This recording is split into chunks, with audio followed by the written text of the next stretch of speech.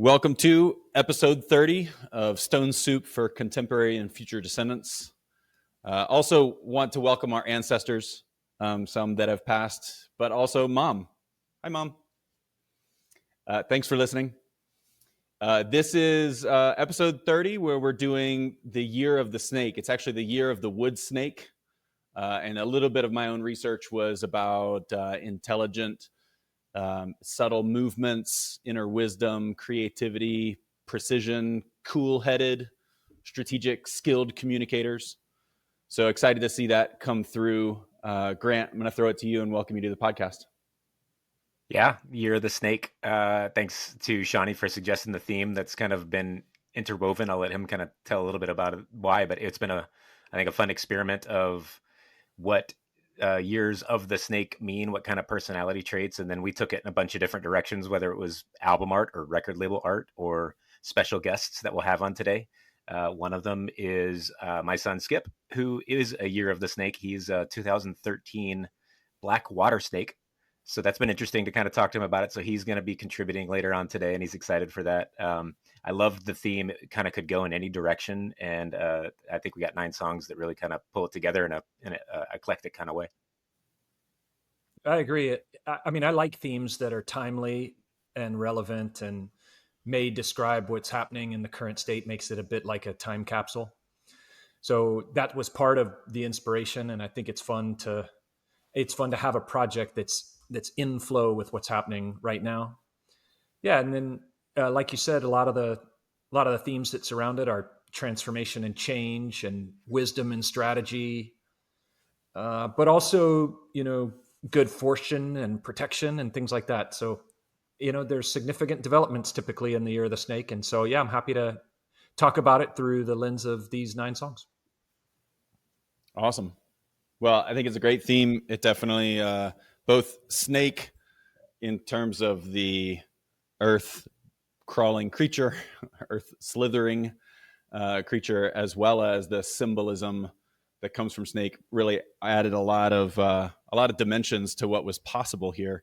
A couple of snakes that are also out there, Taylor Swift and Billie Eilish are two that popped up when I looked for what famous musicians are out there. Neither of them are on our playlist, so there's that, and we'll get to which ones of our musicians are snakes, which I did a little bit of research on as well. Some of what I really like about snake symbolism is the idea of the unseen. One was about a creature that can go between the land of the living and the land of the dead.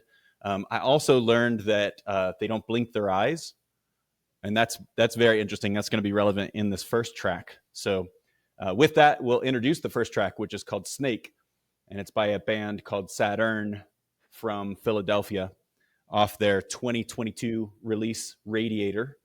And Snake is the first track on that album. I brought this one, and Sadurn was originally a solo project from Genevieve DeGroot. She is from Philly and played around that area, and then started to pick up other musicians, most notably John Cox, who's the lead guitarist. And I found out about Sadurn when last May, Greg Freeman from episode 22, Fractals, came on tour with Sadurn. So I was there to see Greg Freeman, and then Sadurn sort of headlined the tour, and I was completely captivated by them. Snake in particular, when that track came up, I had only spun this album Radiator a couple of times, but when this song came on, it immediately struck a chord. And the greater, as I dug into the song further, I knew that this was the song I wanted to pick. It was an easy one because it's in the name. So it was the first one on the track. In fact, it's the placeholder that I put there for the rest of the playlist to be built. And man, it's just got so many dimensions in this track, which I will get into, but I want to get a reaction from you guys and hear what you thought about Snake. Sean, I'm going to throw it right to you first. Okay.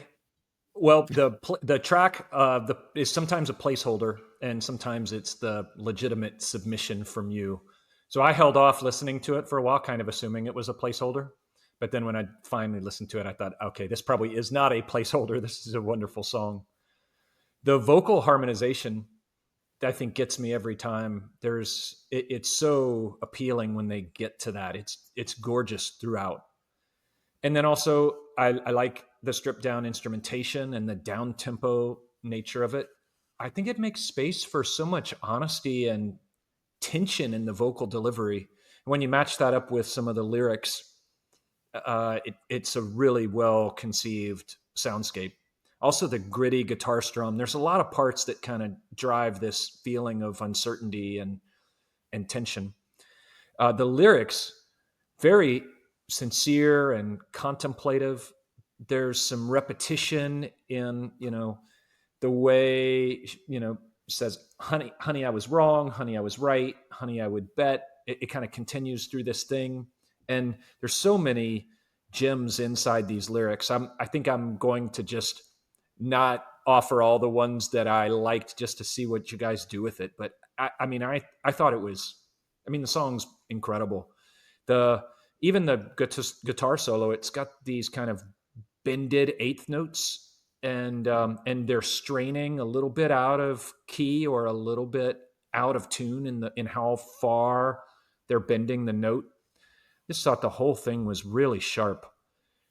Even the video was a lot of fun. Kind of showed a little bit of an inside view of them recording. I think it said at the farm, and then some just photos and videos of just kind of like the behind the scenes, which I think is always nice. So this was tremendous. It was over 1 million plays on Spotify and 66,000 on YouTube. So it's a reasonably popular band, or at least a band that's got the attention of lots of people.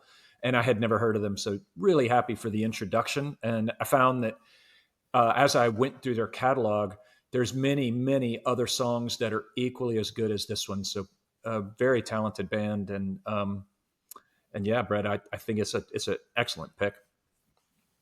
Yeah, thank you for the nudge, and I will totally echo too that this took me down the Sadurn rabbit hole, and I enjoyed it for the last few weeks. The whole Radiator album, I think Radiator is a brilliant name because it's this like warmth, especially in a time of January, February in Minnesota, as you need that. You want to listen to things that wrap you in a radiator type blanket, and this album did that. This song definitely introduced it to it. And it was cool that it was the opener on the album and the first track you dropped, and I just couldn't remove it from the beginning. It felt like it was the right first track for the playlist as well. They actually, Sadurn was on, and I tried to remember where I had heard. Very cool that it was that the band opened for Greg Freeman from episode 22 that we featured. That's super rad. I didn't catch that. I'm glad you get to see that show.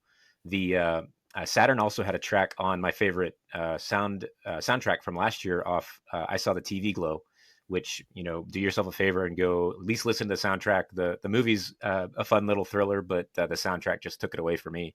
But Sadurn has a piece on that one, and it was brilliant. Fit so well.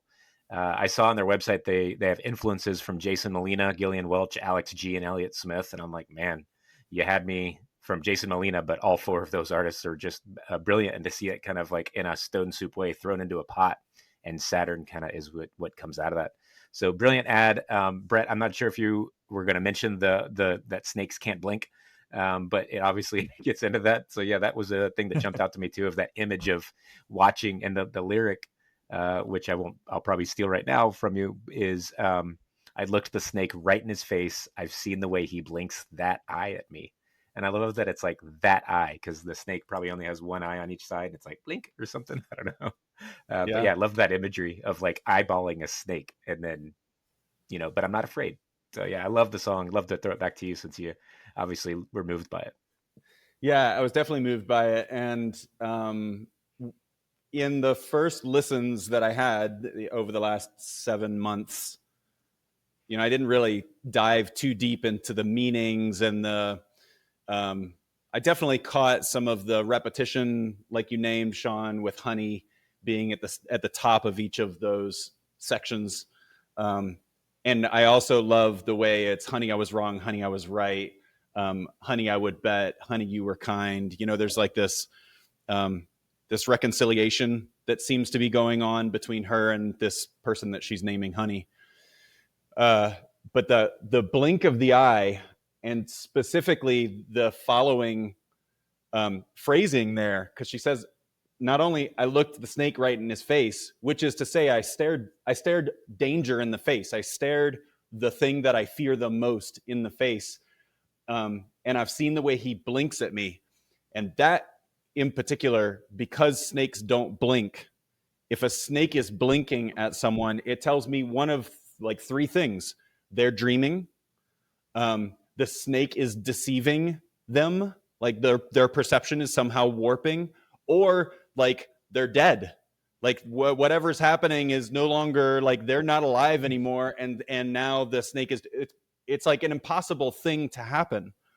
And I love that the next line is, but I'm not afraid. I've heard we're all gonna die in a cascade of system failure or in the blink of an eye, like the blink of a snake's eye blinking. And just like that image or that sensation of mortality combined with immortality, this sort of notion that the snake acknowledging her could be like a reminder that death is inevitable, that no amount of reflection could stop what's coming, that like the inevitable is death and taxes, all this kind of stuff.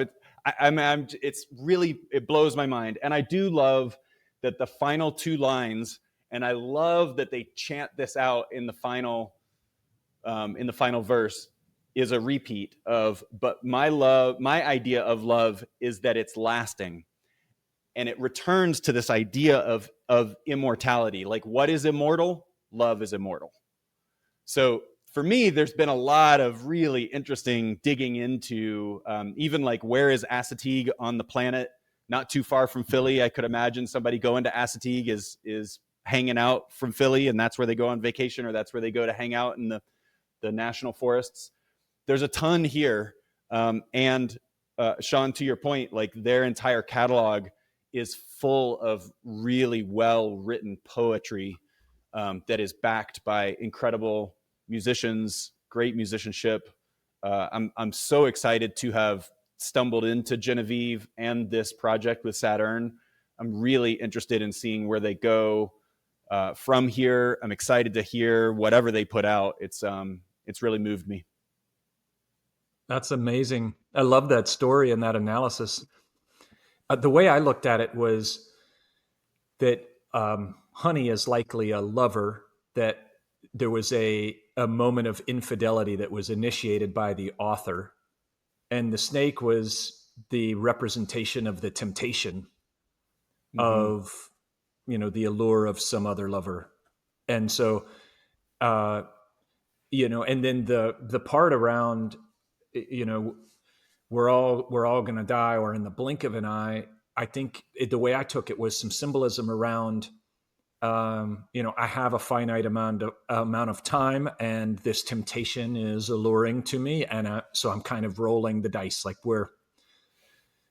I'm going to try. And then there's shame, and then even the part about I hope the waters in Assateague are clearing your head. It sounds to me like this is where the lover went, like stormed out of the house. Sure. And, maybe this is where the author is saying, I know this is probably where you go when you're angry or when you're betrayed. So, but, this is what I think is beautiful about this kind of art, is that all the narratives that we come up with in our head are true. As soon as, the art leaves the artist, it's up for everybody to interpret. And so I think it's brilliant. I hadn't really thought of the blink parts that you had mentioned, Brett, but I'm glad you did. Really, it's a very introspective song, and I have really enjoyed it. Even the opening line of, I had to walk down, and she says a couple things, and look at my ways, and hell, maybe I've learned something from wringing out my shame. Ooh. Yeah. Heavy. And so, a second. Yeah, try that on, sit with that. So yeah, I love the song. It is really good. And then I think what's so clever about it is that it's so down tempo, and the instrumentalization is quiet enough to where you can still hear her soft-spoken voice. They kind of wail in the chorus, but her soft-spoken voice as she's telling you the story. It's a story to hear. Yeah, and live, that's exactly the way it felt. Like, it felt like she was whispering to the audience, caught everybody completely still, just stunning. I looked up where Assateague is. It's south of Atlantic City on the coast, kind of between Delaware, not too far from Philly. I know we're always nerds for geography, so I wanted to look that up. And then State College has gotten a mention as well, which is, I think, is where Penn State's at. So, I mean, thinking about kind of the geography of the story as well is always fun. The video I thought was cool. Like you mentioned, that it kind of is behind the scenes, but I noticed I had to pause a couple times. It looks like John Cox, I think, is the guy sitting down playing guitar, but I think he's playing a 4-string electric, which is kind of my dream instrument to have, kind of, I think, a tenor electric guitar. And it just kind of plucks and hums and envelops a bit from that solo. I thought the song is brilliant, man. Thanks for starting with it and adding it. Yeah, you got it. Well, I'm happy to bring it. Like a snake, we've been evolving our podcast. And so if you're on YouTube, you'll get a different experience than if you're on Spotify. And we'll see you in just a little bit. This is Snake from Sadurn off of the Radiator album in 2022.